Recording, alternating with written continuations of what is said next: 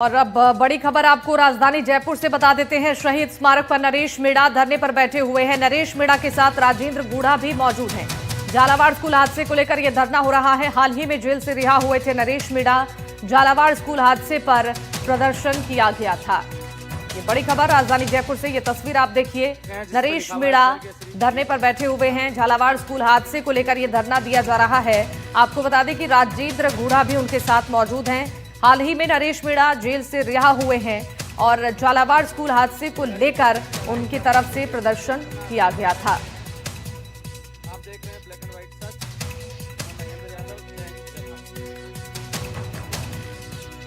Jhalawar school हादसे को लेकर नरेश मीणा ने विरोध जताया है और धरने पर बैठे हुए हैं, जिसकी तस्वीर हम आपको दिखा रहे हैं। क्या आप भी एक बच्चे की फोटो लेके बैठे हैं जिस पे लिखा हुआ है स्वर्गीय श्री भील।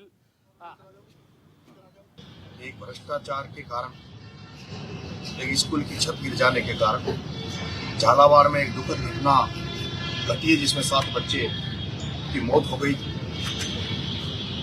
उनको न्याय दिलाने के लिए मैंने शांतिपूर्ण तरीके से झालावाड़ के में धरना दिया था, लेकिन मुझे गिरफ्तार कर लिया गया।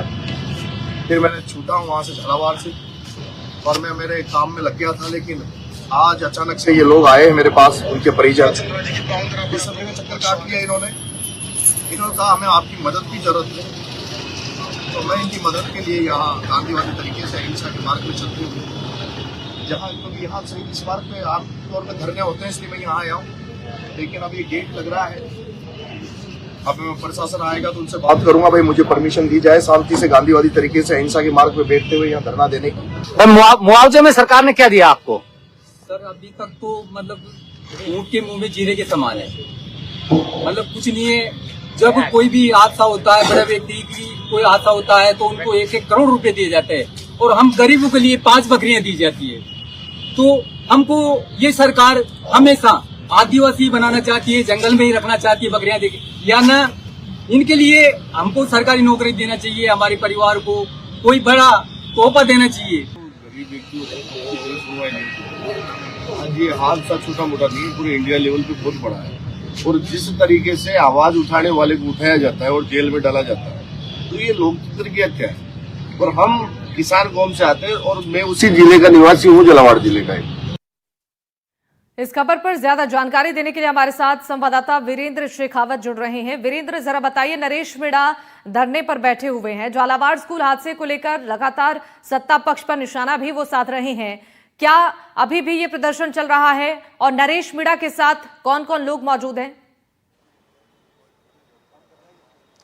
बिल्कुल, देखिए, झालावाड़ घटना के बाद से जो है नरेश मीणा एक बार फिर से जो है इस पूरे मुद्दे को उठाते हुए दिखाई दे रहे हैं। और आप देख सकते हैं कि यहाँ पर जो है नरेश मीणा है और उनके जो युवा हैं उनके साथ दिखाई दे रहे हैं। और वहीं अगर बात करूँ राजेंद्र गूढ़ा की, तो वो भी यहाँ पर मौके पर पहुंचे हुए हैं और उनका समर्थन करते हुए दिखाई दे रहे हैं। बहरहाल अगर बात की जाए उन परिजनों की, तो आप देख सकते हैं उन 2 बच्चों की तस्वीरें हैं, उनके परिजन हैं, वो यहाँ पर शहीद स्मारक पर लेकर बैठे हुए हैं। और सबसे अहम बात यह है कि जो नरेश मीणा है वो यहाँ पर नंगे पांव, क्योंकि लगातार जो कह सकते हैं कि इनके द्वारा लड़ाइयाँ हैं वो कई लड़ी गई, और उसके अंदर जो कह सकते हैं कि इन्होंने जो पढ़ लिया हुआ है कि जो शूज या फिर जो कह सकते हैं फुटवेयर है वो इनके द्वारा नहीं पहना जाएगा। मैं नरेश मीणा जी से ही बात करता हूँ। लंबा लड़ाई है, आपने लड़ी है, अब झालावाड़ मुद्दे को लेकर आप सरकार को घेरते हुए दिखाई। 25 जुलाई को भ्रष्ट सिस्टम की वजह से, भ्रष्ट नीतियों की वजह से झालावाड़ में एक बहुत ही बड़ा दर्दनाक घटनाक्रम हुआ, जिसमें सरकारी स्कूल की छत गिरने के कारण 7 बच्चों की दर्दनाक मौत हो गई। मैं अपनी जन क्रांति यात्रा जो भ्रष्टाचार के खिलाफ चल रही थी, उसको स्थगित करके जब वहाँ उन बच्चों को न्याय दिलाने के लिए, परिजनों को न्याय दिलाने के लिए जो झालावाड़ पहुँचा, गांधीवादी तरीके से अहिंसा के मार्ग पर चलते हुए वहाँ धरना दे रहा था, मुझे जेल में डाल दिया गया। जेल में डालने के बाद मैं 40 दिन में बाहर आया हूँ। आज अचानक से कुछ एक हमारे भील समाज के जिला अध्यक्ष वहाँ के हैं, धनराज जी भील, उनके नेतृत्व में कुछ परिजन मेरे पास आए। इन्होंने कहा कि हमें 50 दिन हो गए, हमें सरकार से जो उम्मीद थी, वहाँ की जो पूर्व मुख्यमंत्री वसुंधरा राजे से जो उम्मीद थी, भजन लाल जी से जो उम्मीद थी, वो हमारी अपेक्षाओं पे खरे नहीं उतरे, हमें वो मुआवजा नहीं मिला जो मिलना चाहिए था।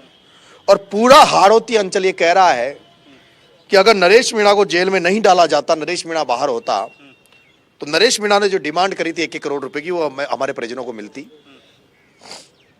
आप जेल से आ गए, सब लोग कह रहे हैं कि भाई आपको कई धैर्य संयम की कर रहे हैं, पर हम आपसे मदद की उम्मीद करते हैं। मैंने कहा मेरे पास कोई पद और ओहदा नहीं है, हाँ पर मेरी पीड़ा है उन बच्चों के लिए, संवेदना है उनके लिए। मैं 40 दिन उनके लिए जेल रहा हूं और मैं आज भी चाहता हूं कि उनको न्याय मिले। मैंने कहा चलो मेरे साथ, जयपुर में शहीद स्मारक है जहां धरना चलते हैं। मैं आया हूं, यहाँ ताला लग रहा है। लेकिन आपको परमिशन नहीं दी गई, काफी देर से आप यहाँ बैठे हुए हैं। नहीं, ऐसा नहीं है।